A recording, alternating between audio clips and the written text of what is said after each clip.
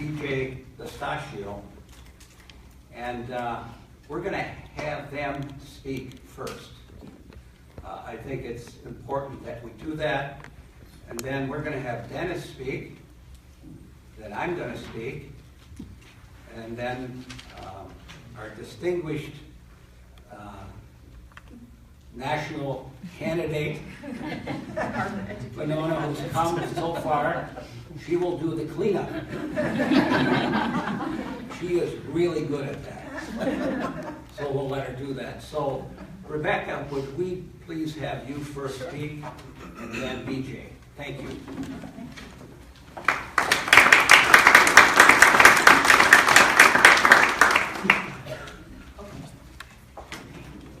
10 minutes, which is more than what Wisconsin citizens have to testify before formal hearings. They only get 3 minutes, so I have tripled that.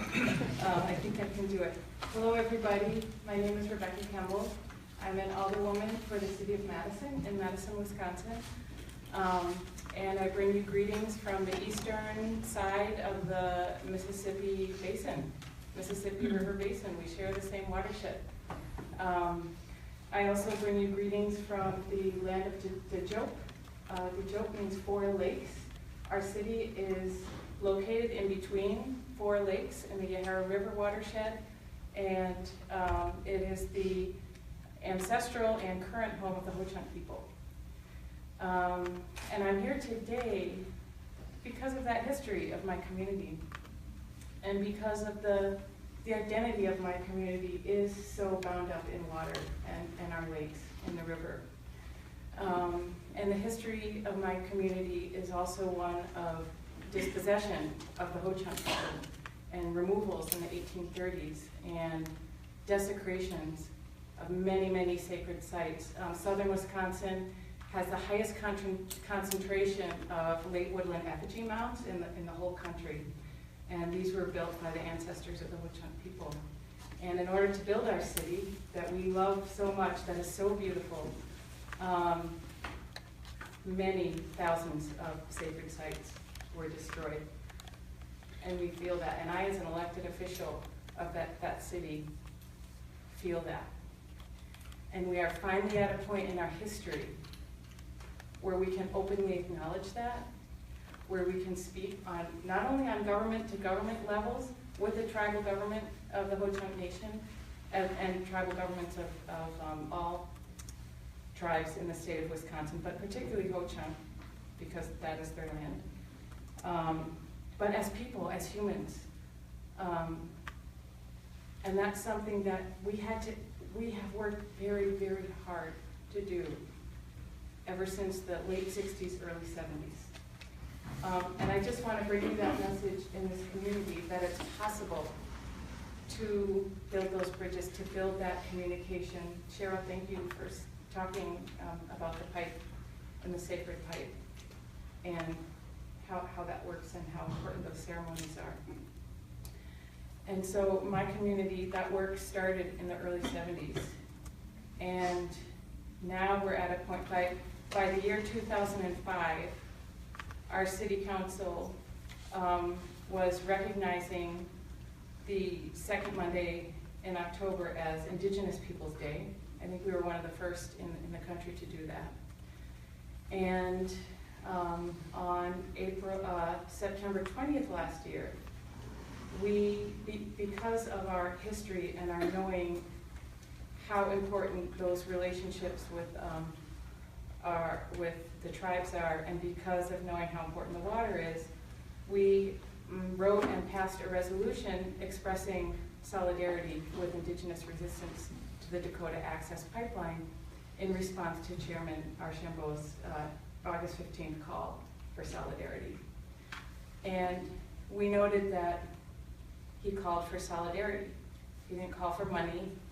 He didn't even really call for people. He called for solidarity. He called for the expression of heartfelt understanding and support of their right to protect the water.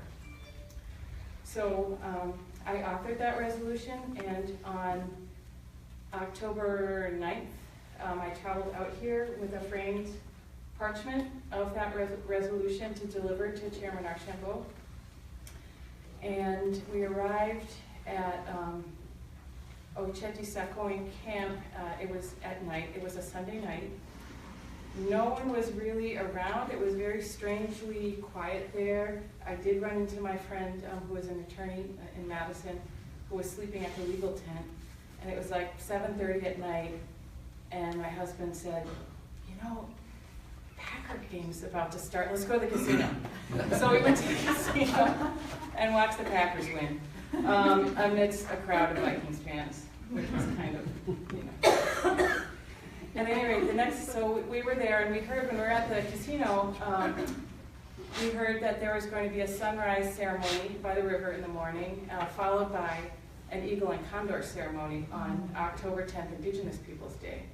So I decided that I really wanted to attend those before going down to Fort Yates to deliver my proclamation. So we woke up early, went to that sunrise ceremony where there were maybe a dozen Chinoopa carriers there. Deborah, you were there. I mean, there were many, many, many pipe carriers at that ceremony that morning by the Kemble River. And then after that ceremony took place, we were told that a ceremony that was based on the ancient Incan prophecy of the eagle and condor, of the people of the south uniting with the people from the north, was going to take place at an undisclosed location, and get in your car and follow and go. So that was really, that to me, just the idea of a ceremony like that taking place by people from the south and people from the Arctic who traveled all that way to do their dances and songs was something that was just kind of, I felt so honored to be there on that day to be able to witness that. So PK and I got in PK's car. My husband and our dog stayed asleep in our car. They were, he rested.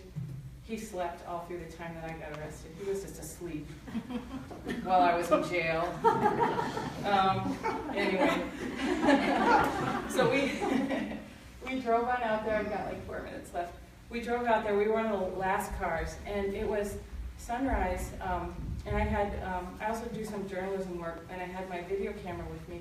And we were driving west on Highway 24 and then Highway 26, just as the sun was hitting the bluffs. And I've never seen so many shades of brown in my whole life. It was just stunning. I mean, I'm even like still so affected by that morning and how the land looked. I took out my video camera. I was like, I just have to video this. This is so beautiful, this landscape. And as we got on Highway 6 turning north there, I started hearing there's a helicopter. And PK, who had been on the legal team, said, oh, could you point your camera at the helicopter because it's been flying around with its registration numbers blocked off. And, you know, so I snapped into journalist mode and I started recording that. And then when we got to the site, she was acting as a legal observer, and I had been trained as a legal observer, so I put on the lime green hat and said, okay, I'll be of service to what's happening here, and just be an observer. I won't participate in the ceremony, I won't film the ceremony, I'll just have my camera on if and when there's any interactions between law enforcement and the public. So that's what I did, and there was no lot, apart from there was a helicopter and some airplanes throughout the whole ceremony, which consisted of youth from the South, from South America, doing multiple dances and songs, and then a couple from Alaska. I think they were singing their song about their path, their journey to get there. And it was the most mournful, deep, grieving sound I've ever heard. And I see a lot of water protectors here, if you were there that day, it was just something that made everything else go silent. And that drum and that keening echoed off the hills. And I turned my camera off, still no police, and I was deeply affected by that. That concluded, and then people started to leave. We heard that our brothers who are here today, I see, had been arrested earlier that morning at another site. And there was, someone had given the announcement that the police were on their way, and so, you know, we should start leaving if you're not ready to get arrested. And that's what most of the people did. And then I was filming the police when they came in, and there was a line of North Dakota law enforcement that came in, followed by another line of Wisconsin law enforcement, Wisconsin state troopers, and 13 deputies from my home county, Dane County. And they were blocking everyone who hadn't already dispersed from leaving. And they didn't ask us to leave. They actually prevented us from leaving and started pointing out who to arrest. And so I, with the lime green hat and the camera on the police, I was backing up, and I heard from the megaphone, "If we touch you, you're under arrest." And I saw them grab someone, and I backed up, and they said it again, and an officer came at me, grabbed me, took my camera, drugged me a distance, and then threw my camera on the ground and told me I was under arrest for destroying evidence, for resisting arrest, for inciting a riot, and for criminal trespass.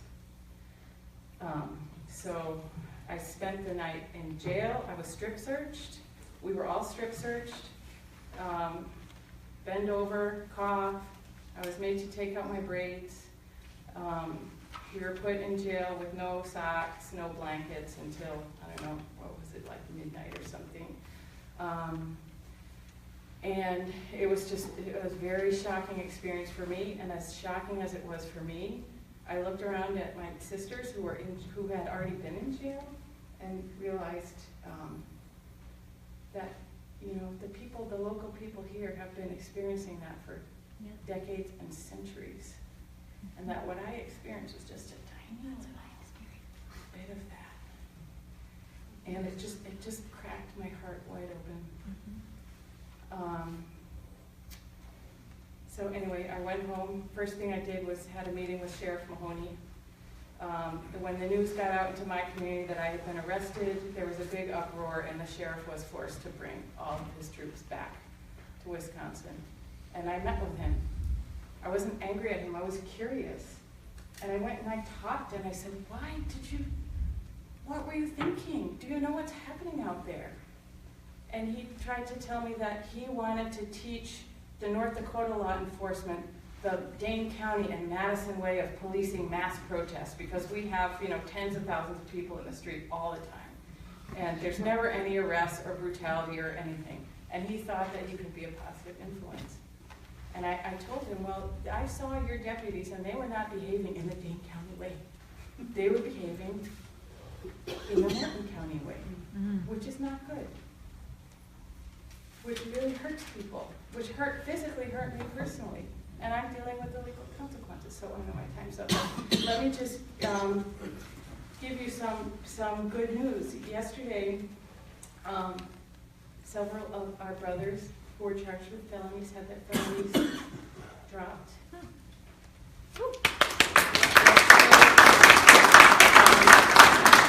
Yesterday, I had my motion to dismiss that I'm calling us the Eagle and Condor 27, because there were 27 of us arrested that day.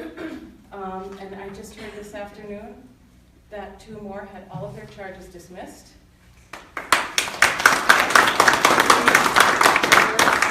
The worst of my charges, the tampering with evidence, was dismissed, and I'm very hopeful. The judge said he just wanted to look one more time at the affidavits, at the other 3 charges, and I'm very hopeful that they will also be dismissed. But really, the message I want to speak to everybody is that, number one, Minimichum, water is life. And we all know that. We're all born from our mother's water. And number 2, the sooner we recognize that we all understand that we all need the water, and that we can get through whatever cultural baggage we have to protect that most important element of life. We have to do it because think there's a quickening happening right now in the earth, in the atmosphere, in the human civilization. And we are very quickly being challenged to decide, what side are we on? Are we on the side of creation, or are we on the side of destruction? And it's pretty simple. And I think we just need to ask ourselves that in any interaction, especially heightened, passionate interactions. Where's the life? Where's the life in this? And how am I going to choose? So thank you very much for inviting me here. And I'll turn it over to my brother, BJ.